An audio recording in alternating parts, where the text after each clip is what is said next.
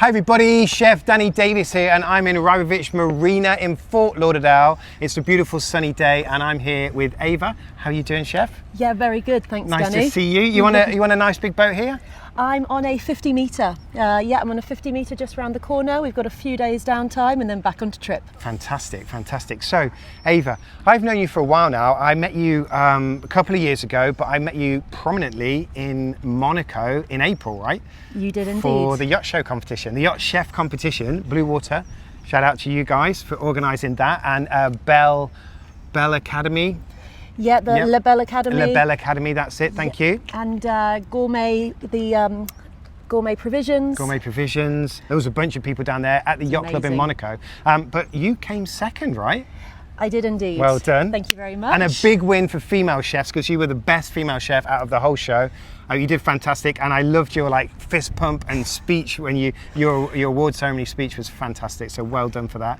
Your food was phenomenal. The judges were some of the best chefs in the world, really. Bunch of Michelin star chefs from really high level restaurants. So fantastic, well done. Thank you very much. Yeah, it was amazing, and I'm still mind blown by the whole day. The way it's organised, the people that took part, and everybody that cooked. Yeah, it was an amazing experience, and we got to hang out. So, yeah, we did. So tell me, how did you prepare for that? What did you do to kind of get ready for the competition? So I tried to practice all of my basics and just feel really confident in my little garnishes and all those kind of things that make it sexy and make it me. Mm-hmm.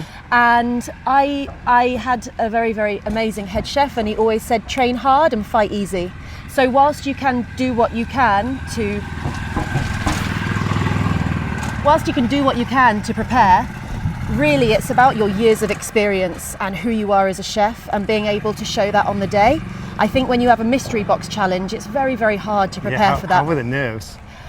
The first round I was okay. When I got through for the second round, which was what I was manifesting, then the nerves really kicked in a little bit. But overall, I would say the nerves, I managed to contain them pretty well. Yeah, you did a fantastic job, and so stylish in your presentation and the way that you did everything. So well done for you. Yeah, thank you very much. So you talked a bit about your years as a chef. So tell me, how did you become a chef? So I first became a chef, actually quite funny. I was a private nanny for a higher wealth family, and the kids would only eat my food.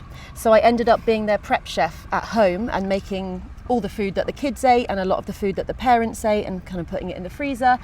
And then I ended up working at festivals and events. Oh, right, that sounds fun. Yeah, it was very cool. I built boutique teepees and yurts. And whereabouts? All over the country.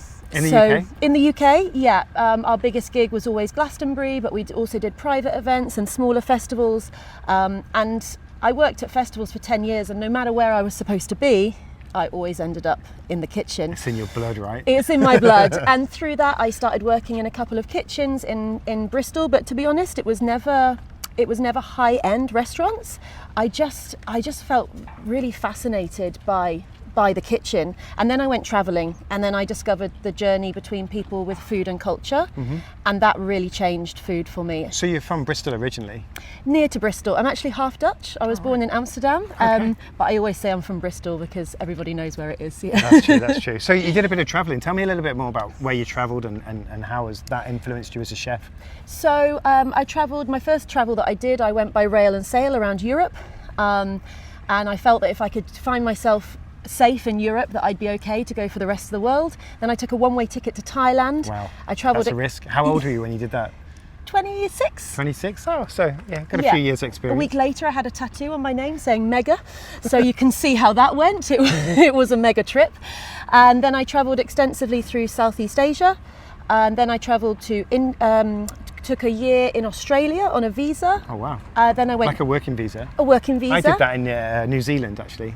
Oh yeah, wow! It was fun. Yeah. Whereabouts in New Zealand? A little island called Great Barrier Island. I took a lease on a pizzeria and ran a pizzeria for 6 months. That is so cool. Yeah, it was awesome. Hit New Zealand, hit a few other places, and since then I've just never really lost the love of travelling. But those travels, they really changed my opinion on food. Yeah. So did you do a lot of cooking while you were out travelling, or just experiencing it, going to restaurants and things like that? No, absolutely. I took cooking courses, and my favourite is always like meeting generally the mamas, I have to say. and making friends with the family and being invited home to cook or to eat with families, because that's when you really learn like the heart and soul of the food, I think. That's a really special experience. Right? Yeah, you can go to cooking classes and there are amazing schools and cooking classes, and shout out to them. It's just that food from the home, it just always hits differently. From the heart, isn't it? Yeah. That's what I say. I take out all the calories and put all the love back into the food. Exactly. So tell me, how did you become a yacht chef? So you've done some travelling, you've done some festivals. How yachting? How did that come into it? So my second ever boss when I was 15 was a yacht chef. His name's Stuart Beard, and he was a very successful yacht chef and still a dear friend of mine. And he tried to get me into yachting at 18 and to go and be a stewardess, and I was too scared. But this little seed was planted in my mind, and I always thought about it. And then at the time, just when I was entering yachting, some things in my life led me to knowing that I needed to make a big change and to have a focus. And at that point, everything kind of just came together, and I had enough experience in enough places. One of my other good friends was cooking on a boat, and I said, do you think I can do it? And she said, Ava, I've been waiting for you to say this for so long. So yeah, I sold everything I had and paid for all of my courses. Yeah. And where did you do those? I did those in Plymouth. In Plymouth, Yeah, I did those in Plymouth in the UK, and then flew out to Greece for my first job. Oh wow! So you got a job on a boat. What size boat was it? I was on a 26-meter sailing boat. So little boat, sailing boat as well. Yeah, and like three crew. It was just me and the captain. You and the captain. Yeah, and actually when the boss wasn't there, the captain would leave. So I flew out, I got my job on the Tuesday morning, and on the Wednesday night the boss and the captain left and left me alone with the boat. Wow. And that was Tied me. Up, I hope. Yeah. Absolutely tied up. So from a 26 meter, 26 foot, right? 26 meter. 26 meter. Where did you go from there?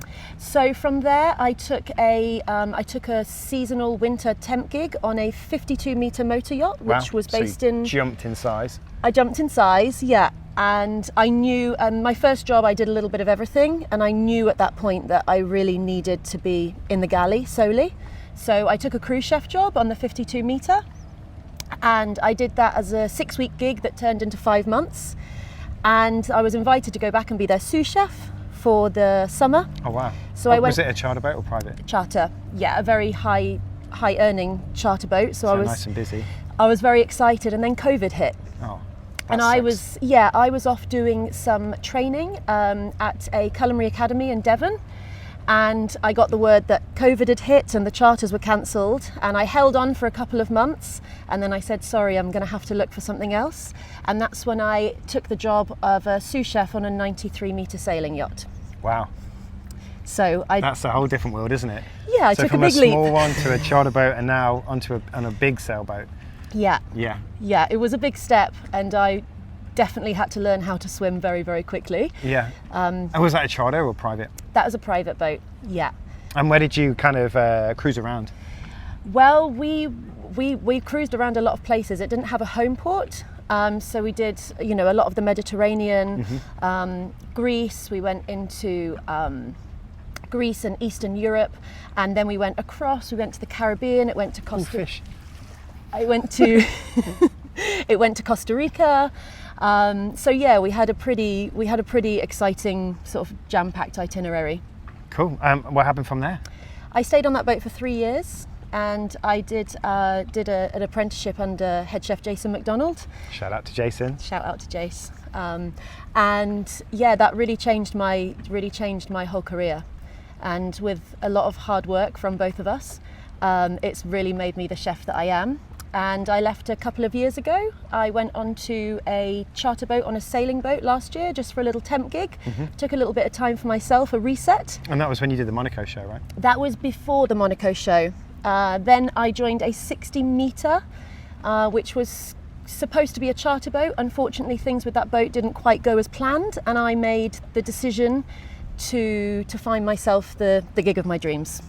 Which you're on now, right? Which I'm on now, yeah. Just so the captain knows. Oh, I did have to say, my captains are the best, yeah. So what does this boat do? Tell me where you've been travelling, how many charters you've been doing, that kind of stuff. So I joined the boat in August and we had a shipyard period in Italy. So the boat was recently purchased, so we just had to tidy a few things up. And the boat was then shipped to Antigua, and I joined the boat in St. Bart's for my rotation I'm on now. And we did a jam-packed, very fun, long charter over St. Bart's. For anyone that does charters over St. Bart's, you'll know what I mean. Shout out to all those chefs. Yeah, we was out there this year. So that's like Thanksgiving, New Year's, Christmas, that kind of time? Yeah, so we did Christmas, New Year's, and then the guests hopped off, and then we've just done another trip around the Bahamas, which was awesome. We all had a really great time, and we're going to the Bahamas again with them next week. Fantastic. Yeah. Tell me a little bit more about your kind of life as a yacht chef. Like, what stood out for you, and what's something that's like, makes you go, wow, that's amazing? So I think for me, if I had gone down the classical route on land, I'm not sure that I would have had the opportunities to prove myself and to work so hard and to make the giant leaps that I've had. And honestly, I'm really, really grateful for the industry, for the places that we get to go, for the produce that I get to use, for the awesome people, some crazy people that I've cooked for, and to really have the opportunity to prove myself and to push myself. And I'd say the most cool place we've ever been is on our 93-metre sailing yacht. We went to the West Highlands of Scotland. Oh, right. And there is nothing like opening up the door on your 30 seconds on deck to stretch and just and looking out at the most beautiful nature that you've ever seen. I think it's beautiful up there, isn't it? I went up on a cruise ship last year, and we saw dolphins, which I was really surprised at. Yeah. There's so much sea life up there. It's just really, if you can brave the cold, get up there and see it. Yeah. I've just came from St. Thomas, so I'm enjoying the Caribbean sun and out here in Florida. Tell me, what's your kind of cooking style? What would you say is your cuisine that you're kind of most comfortable with, or like to do the most? I would say I have quite an international flair in my cooking, I guess because I was inspired a lot by my travels. And I would say that my speciality is I'm really able to tailor what I do to somebody's specific needs. So on a charter, you get your preference sheets before, but then it's going to take you a couple of days to really fine-tune what people like. Tell me about how you do that. So you get the preference sheet. What's your kind of method? How do you do it? I write in big capital letters on my wall if there's any allergies or serious dislikes. Yeah. And for the principal, for example, if there's a big dislike, I would just always avoid that, make sure they're happy.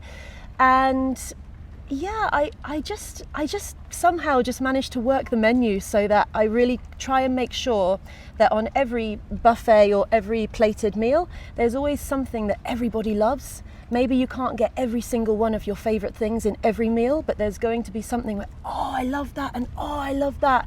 And really work really closely with the chief stewardess and the interior team to really, you've got to get that feedback. You've got to see the plates. It's so important, isn't it? Oh, that relationship between chief stew and chef, it's something that, a lot of people joke about and say, oh, the chef's crazy and all this, but if you make that relationship good and strong, it makes the charter so much easier, doesn't it? Absolutely. I'm so blessed at the moment that we have just such a strong relationship, and every single piece of feedback comes back from the table, and we're constantly working together and bouncing ideas. And honestly, I think that has played a really big part in why we've been so successful. But yeah, I just love to know what people love, and then I love to cook it for them. Awesome. Yeah. So talk to me a little bit about your relationship with the chief stews. How do you initiate that and start that and make that a lovely relationship?